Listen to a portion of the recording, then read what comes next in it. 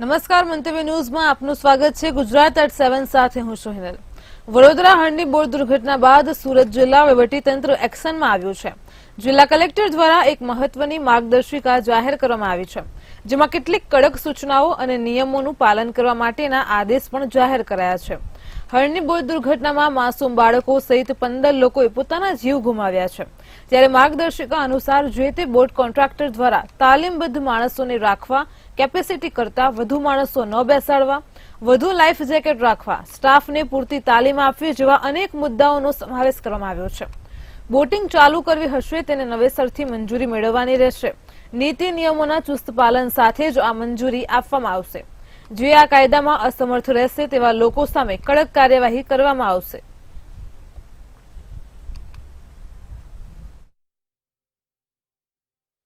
સુરત જિલ્લાના આપત્તિ વ્યવસ્થાપન વિભાગે મહાનગરપાલિકા, તમામ નગરપાલિકાઓ, ગ્રામ પંચાયત અને સ્થાનિક સંસ્થાઓ જે જિલ્લામાં બોટિંગ કરતી હોય છે એમાં હંગામી ધોરણે તમામ બોટિંગ એક્ટિવિટીઝ બંધ કરી દેવામાં આવેલી છે અને એના સાથોસાથ અમુક અહેવાલો દરેક વિભાગ પાસેથી અને દરેક સંસ્થા પાસેથી મંગાવવામાં આવેલા છે।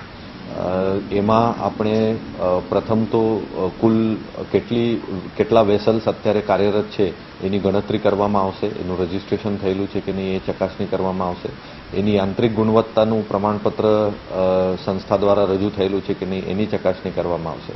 એના બાદ એમને જે તરવૈયાઓ છે અને બોટના વેસલના ચાલક છે એમની તાલીમના સર્ટિફિકેશન વેરીફાઈ કરવા। તો વડોદરાની હળની હોનારત મામલે વધુ એક અપડેટ સામે આવી રહી છે। વડોદરામાં જે રીતે ચકચારી હળની તળાવ બોટ દુર્ઘટના મામલો ફરી એકવાર પ્રકાશમાં આવ્યો છે। જો આ મુદ્દે વાત કરવામાં આવે તો 6 આરોપીઓના રિમાન્ડ પૂર્ણ થતા કોર્ટમાં તેમને રજૂ કરાયા હતા।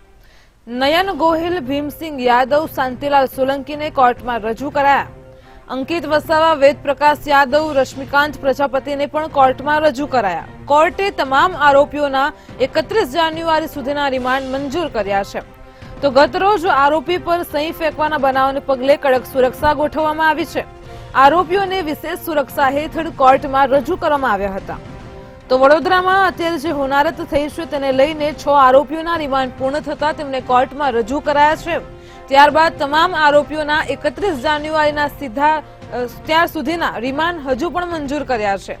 તો ગતરોજ આરોપી પર જે સહી ફેંકવાનો મામલો સામે આવ્યો હતો તેને લઈને કડક સુરક્ષાની પગલાની વચ્ચે તેમને કોર્ટમાં રજૂ કરવામાં આવ્યા છે।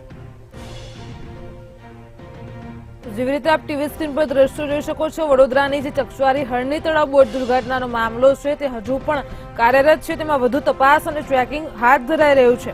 ત્યારે 6 આરોપીઓના રિમાન્ડ પૂર્ણ થતા તેમને કોર્ટમાં રજૂ કરાયા હતા અને જેવી રીતે જ ભૂતકાળમાં ઘટના બની ગઈ છે કે આરોપીઓ પર સહી ફેંકવામાં આવી હતી। આ ઘટનાને પગલે કડક સુરક્ષા ગોઠવવામાં આવી હતી। તમામ આરોપીઓને વિશેષ સુરક્ષા હેઠળ કોર્ટમાં રજૂ કરવામાં આવ્યા હતા। હાલ તો કોર્ટે તમામ આરોપીઓના 31 જાન્યુઆરી સુધીના રિમાન્ડ મંજૂર કર્યા છે। જે 6 આરોપીઓના રિમાન્ડ પૂર્ણ થયા છે તેમને કોર્ટમાં રજૂ કરવામાં આવ્યા। તેમના નામનો ઉલ્લેખ કર્યો તો નયન ગોહિલ, ભીમસિંગ યાદવ, શાંતિલાલ સોલંકી, અંકિત વસાવા, વેદ પ્રકાશ યાદવ, રશ્મિકાંત પ્રજાપતિ આ તમામ 6 આરોપીઓના રિમાન્ડ પૂર્ણ થતા તેમને કોર્ટમાં રજૂ કરાયા હતા।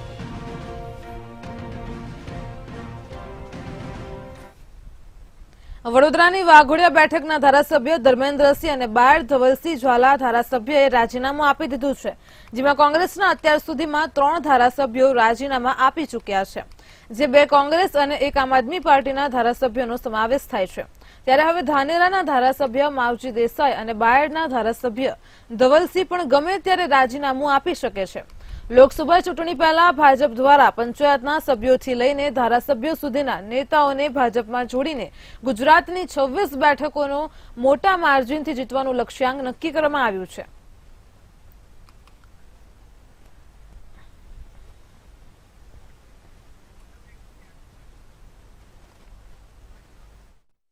અમારા મતદારોને એમની સાથે પરામર્શ કરીને નિર્ણય લેવાનો અને જે રીતે માન્ય વડાપ્રધાન નરેન્દ્રભાઈ મોદી સાહેબ અને અમિતભાઈ શાહ સાહેબ આજે ભારત દેશને વિશ્વની પલક ઉપર પહોંચાડવાના પ્રયત્નો કરી રહ્યા હોય એને આગળ વધારી રહ્યા હોય ત્યારે એવા સંજોગોની અંદર સ્વાભાવિક છે કે એમના હાથ મજબૂત કરવા માટે ધર્મેન્દ્રસિંહે જે પ્રકારે નિર્ણય લીધો છે એ નિર્ણય ખૂબ સારો અને સુંદર નિર્ણય લીધો છે.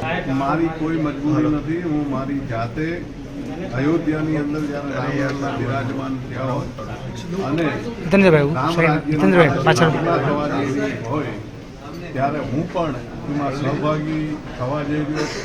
એ સહભાગીમાંથી હું બાકાત ના રહી જાઉં અને મારા મતદારોની પણ આ જ ઈચ્છા હોય એ માટે થઈને હું રાજીનામું આપી રહ્યો છું. મને બીજું કોઈ પણ જાતની લોભ લાલચ કે પદનું. માન્ય ધારાસભ્ય શ્રી વાઘેલા ધર્મેન્દ્રસિંહ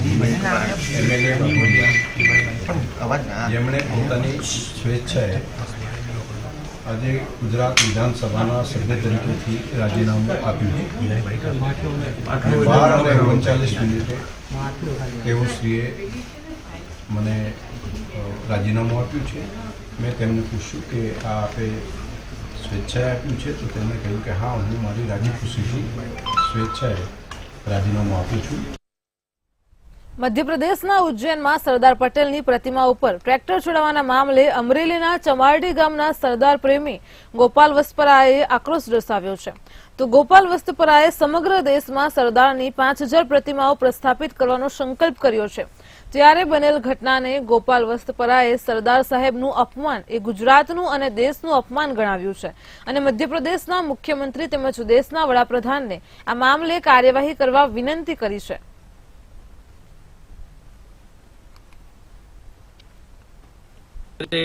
ઉજ્જૈન જિલ્લાના ગામની અંદર આ દેશના લોહ પુરુષ એવા સરદાર વલ્લભભાઈ પટેલની પ્રતિમાનું ખંડિત કરવામાં આવી છે. ત્યારે આ દેશના લોહ પુરુષ એવા સરદાર વલ્લભભાઈ પટેલ આ દેશના પૂજ્ય વ્યક્તિ છે અને આ સરદાર વલ્લભભાઈનું અપમાન નથી, આ દેશનું અપમાન છે, આ રાષ્ટ્રનું અપમાન છે અને આ ગુજરાતનું અપમાન છે. તો મધ્યપ્રદેશમાં સરદારની પ્રતિમાને તોડી પાડવાની જે ઘટના બની તેને લઈને તેના ઘેરા પ્રત્યાઘાતો સામે આવી રહ્યા છે. જો વાત કરવામાં આવે તો એમપીમાં સરદારની પ્રતિમાને તોડી પાડવાના ઘેરા પ્રત્યાઘાતો પડ્યા છે. ધારાસભ્ય અને સ્થાનિકોએ બાબરા મામલતદારને આવેદનપત્ર આપ્યું છે. તો સરદારની પ્રતિમાને નુકસાન કરનાર સામે કડક કાર્યવાહીની સૌ કોઈ માંગ કરી રહ્યા છે અને જરૂર પડે તો પ્રતિમા તોડનાર સામે ફરિયાદ નોંધવાની પણ તૈયારીઓ દર્શાવી છે. તો એમપીમાં સરદારની પ્રતિમાને તોડી પાડવાના ઘેરા પ્રત્યાઘાતો સામે આવ્યા છે. જરૂર પડે તો પ્રતિમા તોડનાર સામે ફરિયાદ નોંધાવવાની પણ તૈયારીઓ બતાવવામાં આવી રહી છે. અત્યારે હાલ તો સૌ કોઈ સરદારની પ્રતિમાને નુકસાન કરનાર સામે કડક કાર્યવાહીની માંગ કરી રહ્યા છે. તે અંગે ધારાસભ્ય અને સ્થાનિકોએ બાબરા મામલતદારને આવેદનપત્ર આપ્યું હતું.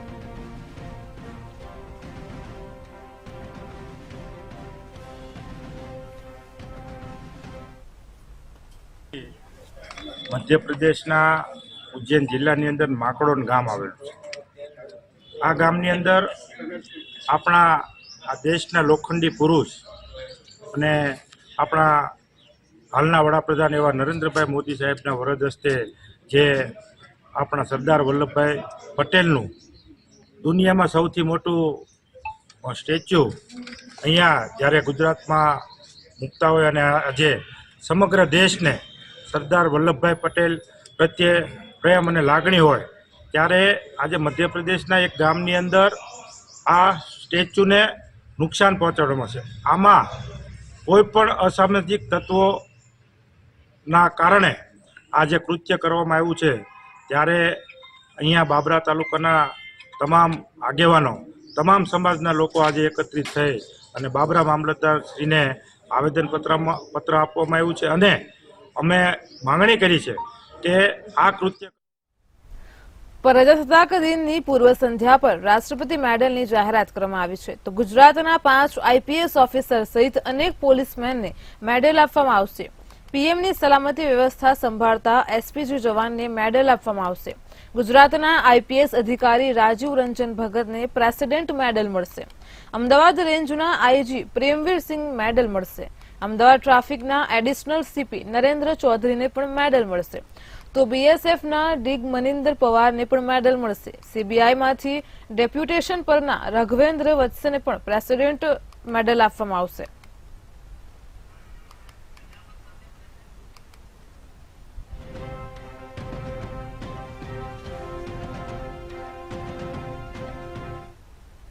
અમદાવાદમાં સરદાર વલ્લભભાઈ પટેલ આંતરરાષ્ટ્રીય એરપોર્ટને શણગારવામાં આવ્યું છે તો પ્રજાસત્તાક પર્વની ઉજવણી નિમિત્તે એરપોર્ટને દેશભક્તિના રંગે રંગવામાં આવ્યું છે ત્યારે એરપોર્ટ તરફ જતા માર્ગો તેમજ એરપોર્ટ સંકુલને તિરંગાની રોશનીથી શણગારાયો છે ત્યારે તિરંગા કલરની રોશનીથી એરપોર્ટનો નજારો જોવા મળે છે અમદાવાદ એરપોર્ટ ઓથોરિટીએ સોશિયલ મીડિયામાં એરપોર્ટનો ખૂબસૂરત વિડીયો રજૂ કરી દેશવાસીઓને 75માં પ્રજાસત્તાક પર્વની શુભેચ્છાઓ પાઠવી છે।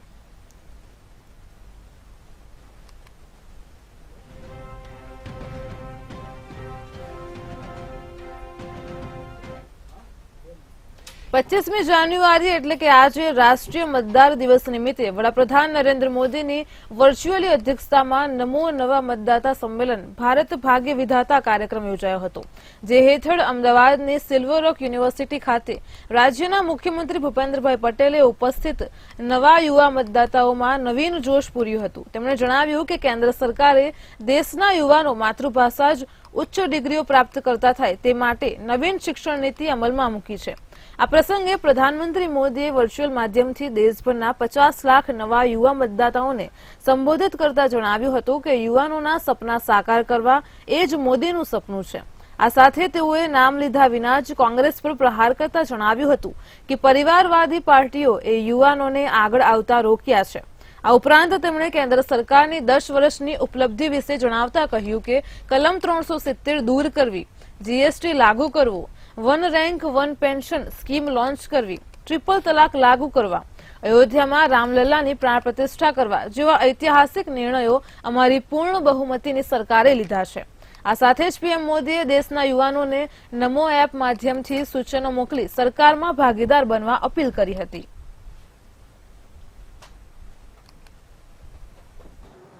આપણે એટલી જ વાત છે કે ગુજરાત અને ગુજરાતની અંદર નવી એજ્યુકેશન પોલિસી અને નવી એજ્યુકેશન પોલિસીથી તમને શું લાભ, તો આપણને આપણી માતૃભાષામાં ડોક્ટરેટ થવું તો ડોક્ટરેટ, એન્જિનિયર થવું તો એન્જિનિયર થવા મળશે, એ મોટો ફાયદો છે।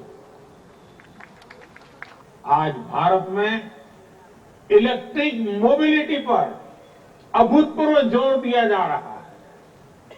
बहुत ही जल्द भारतीय रेलवे का 100% इलेक्ट्रिफिकेशन भी होने जा रहा है।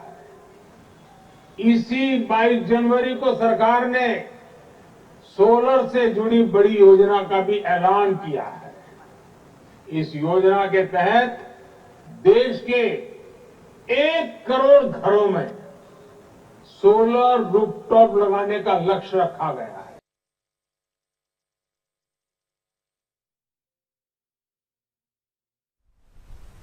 તાપીમાં સોનગઢના વ્યારામાં રાષ્ટ્રીય મતદાતા દિવસની ભવ્ય ઉજવણી કરવામાં આવી હતી ત્યારે ભવિષ્યના યુવાનોની જાગૃતિ માટેનો કાર્યક્રમ યોજાયો હતો જેમાં પીએમ દ્વારા ભવિષ્યના યુવાનોને વર્ચ્યુઅલી મતદાનનું મહત્વ સમજાવવામાં આવ્યું હતું। પીએમએ મતદાતાઓને દેશના ઘડતરમાં મોટો ફાળો ગણાવ્યો હતો ત્યારે કાર્યક્રમમાં સોનગઢ કોલેજ, સાર્વજનિક હાઈસ્કૂલ સહિત અનેક શાળા અને કોલેજના વિદ્યાર્થીઓ હાજર રહ્યા હતા અને મોટી સંખ્યામાં આગેવાનો પણ ઉપસ્થિત રહ્યા હતા।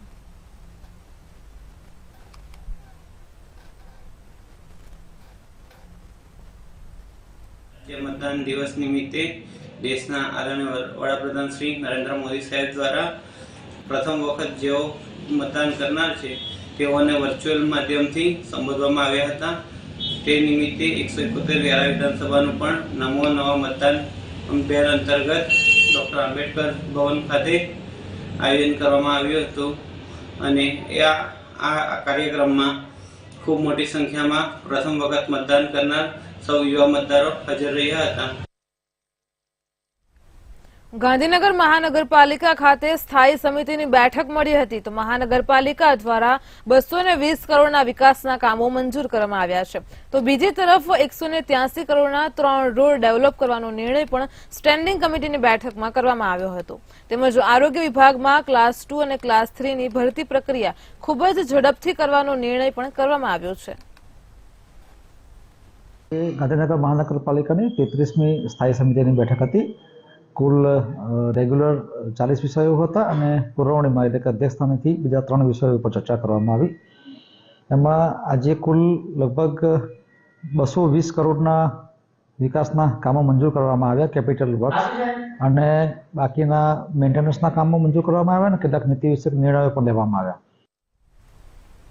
સાબરકાંઠાના હિંમતનગરમાં પોલીસ દ્વારા હેલ્મેટનું વિતરણ કરવામાં આવ્યું છે, જેમાં 15 જાન્યુઆરીથી 14 ફેબ્રુઆરી સુધી ટ્રાફિક અવેરનેસના કાર્યક્રમો યોજવામાં આવ્યા છે. ત્યારે ટ્રાફિક જાગૃતિ અભિયાનને લઈને ટુ વ્હીલર ચાલકોને હેલ્મેટ આપી રોડ સેફટી વિશેની જાણકારી આપવામાં આવી હતી. પોલીસ દ્વારા અંદાજે 130 ટુ વ્હીલર ચાલકોને હેલ્મેટ આપવામાં આવ્યા હતા. તો સાબરકાંઠામાં ટ્રાફિક જાગૃતિ અભિયાન હાથ ધરાયું હતું. પોલીસ દ્વારા હેલ્મેટનું વિતરણ કરાયું હતું.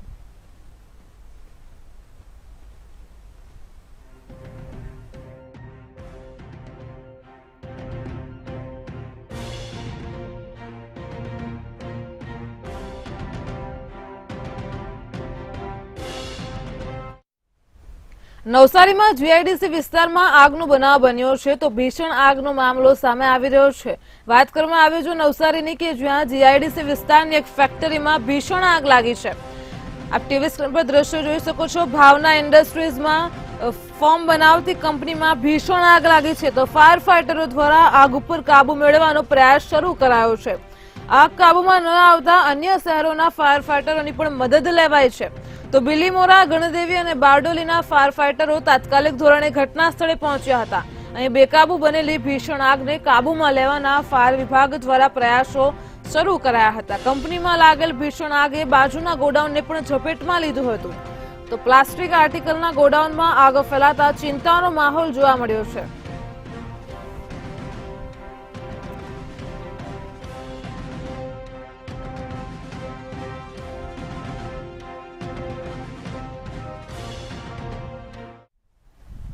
અમદાવાદમાં એટીએસે ફરાર મહિલાની ધરપકડ કરી છે.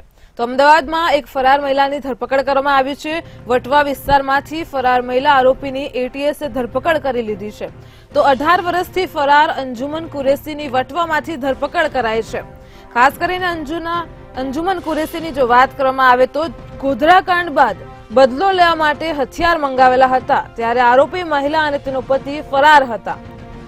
હાલ અત્યારે 18 વર્ષથી ફરાર અંજુમન કુરેશીની વટવામાંથી એટીએસે ધરપકડ કરી છે. વટવા વિસ્તારમાંથી ફરાર મહિલા આરોપીની ધરપકડ કરાઈ છે. તો આરોપી અને મહિલા અને તેનો પતિ ફરાર હતા.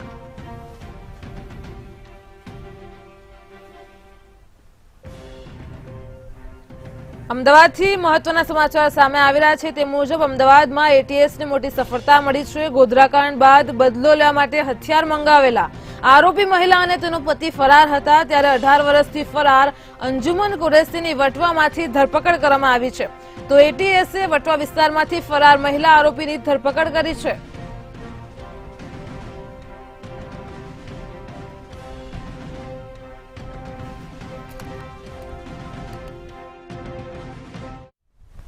અમદાવાદના કુબેરનગર કોર્પોરેટરને પાણીની સમસ્યાને લઈને ધારાસભ્યો સામે આક્ષેપ કર્યા હતા. તો સામાન્ય સભામાં કમિશનર અને મેયર સમક્ષ આ મામલે રજૂઆત પણ કરવામાં આવી હતી. અસારવાના ધારાસભ્ય દર્શના વાઘેલા સામે આ આક્ષેપ કરવામાં આવ્યા હતા. કુબેરનગરમાં પાણીની પાઇપલાઇન લગાવીને પાણી આપવાનું કોર્પોરેશને નક્કી કર્યું હતું, જેના વિરોધમાં ધારાસભ્યએ પાણીની પાઇપલાઇનની કામગીરી અટકાવીને કનેક્શન આપવા દીધું ન હતું, જેથી લોકોને પીવાના પાણીની સમસ્યાઓનો સામનો કરવો પડી રહ્યો હતો. આ મામલે કુબેરનગર કોર્પોરેટરે પાણી ના મળે તો આંદોલનની ચીમકી ઉચ્ચારી છે.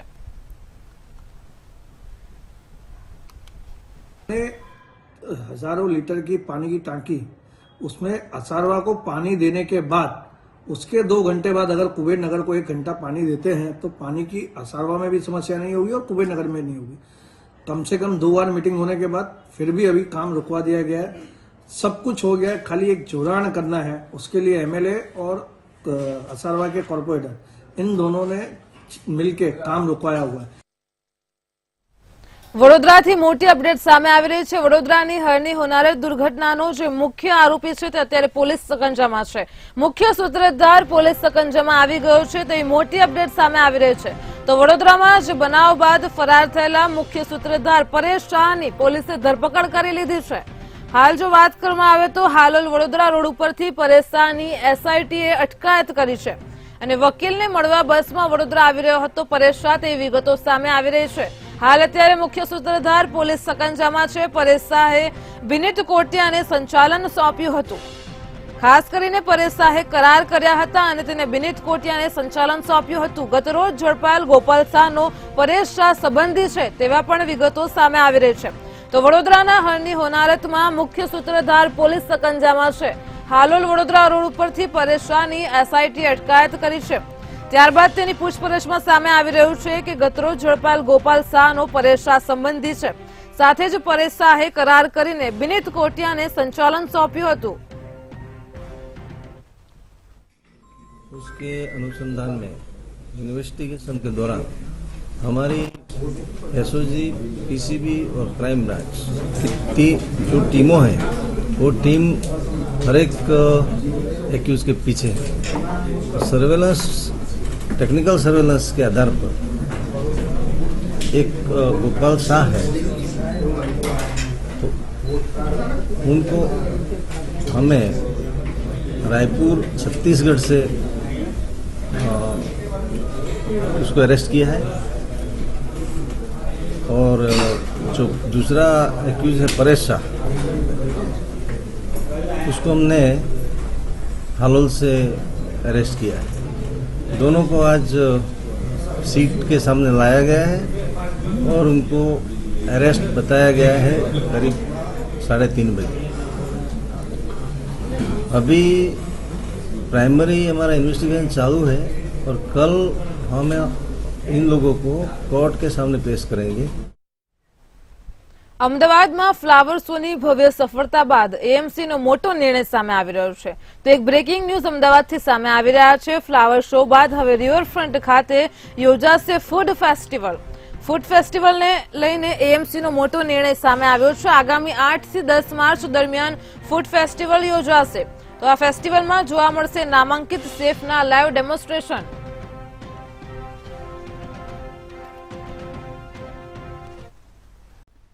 આજે પોષી પૂનમ નિમિત્તે અંબાજી ખાતે ભવ્ય શોભાયાત્રાનું આયોજન કરવામાં આવ્યું હતું। તો ધાર્મિક ઉત્સવ સેવા સમિતિ ટ્રસ્ટના સભ્યો દ્વારા ગબ્બર મંદિરના શિખર પર ધજા ચડાવવામાં આવી હતી। ઢોલ નગારા સાથે પદયાત્રા કરીને અંબાજી મંદિર ખાતે ગબ્બર ગોખની જ્યોત લાવવામાં આવી હતી। તો ગબ્બરથી લાવેલ જ્યોતને મુખ્ય મંદિરની જ્યોતમાં મિલાવવામાં આવી અને ત્યારબાદ અંબાજી મંદિર મુખ્ય દ્વાર શક્તિ દ્વારે મહાઆરતી કરવામાં આવી હતી। તેમજ નગરના માર્ગો પર મા અંબા ભક્તજનોને દર્શન આપવા ગજરાજ પર આરૂઢ થઈ અંબાજી નગરની નગરયાત્રાએ શોભાયાત્રા પ્રસ્થાન થઈ હતી। મા અંબાનો પાટોત્સવ એટલે જન્મ દિવસ। આજે તો અંબાજી નગર આખું જય અંબેના નાદથી ગુંજી ઉઠ્યું છે। સવારે ગબ્બરથી 7 વાગે જ્યોત લાવીને મંદિરના અંદર જ્યોતથી જ્યોત મિલાવીને શક્તિ દ્વારે ભવ્ય આરતી કરવામાં આવી હતી। ને હવે માતાજી હાથી ઉપર બિરાજમાન થઈને નગરમાં ભક્તોને દર્શન આપવા માટે નીકળ્યા છે અને 35 જેટલી ઝાંખીઓ છે। સાથે સાથે 2100 કિલો સુખડીનો પ્રસાદ પણ ભક્તોમાં વેચાઈ રહ્યો છે। બોલ મારી અંબે, જય જય અંબેના નાદથી પૂરો અંબાજી નગર ઝૂમી ઉઠ્યું છે અને શોભાયાત્રા નગરમાં ફરીને પાછી શક્તિ દ્વારે પરત ફરશે અને ત્યાં ધજા ચડાવીને પૂર્ણ વિરામ કરવામાં આવશે। તો દરેક ધર્મ પ્રેમી જનતાને શોભાયાત્રાનો લાભ લેવા વિનંતી। બોલો અંબે માત કી જય। પોષી પૂનમની મહાઉત્સવની ઉજવણી કરવામાં આવી રહેલી છે। ધાર્મિક ઉત્સવ સેવા સમિતિ દ્વારા આજે 30મા વર્ષની વિશાળ શોભાયાત્રાનું આયોજન કરવામાં આવેલું છે। સવારે ગબ્બરની અખંડ જ્યોતમાંથી જ્યોત લાવીને ગર્ભગૃહમાં રહેલ માતાજીની જ્યોત સાથે મિલાવવામાં આવેલી છે અને શક્તિ દ્વાર ખાતે મહાઆરતીનું આયોજન કરવામાં આવેલું છે। ત્યારબાદ માતાજી ગજરાજ ઉપર સવાર થઈને અંબાજીની નગરચર્યા ઉપર નીકળેલા છે। 35 કરતાં વધુ ઝાંખીઓ સાથે વિશાળતમ ભવ્ય શોભાયાત્રાનું આયોજન થયેલું છે।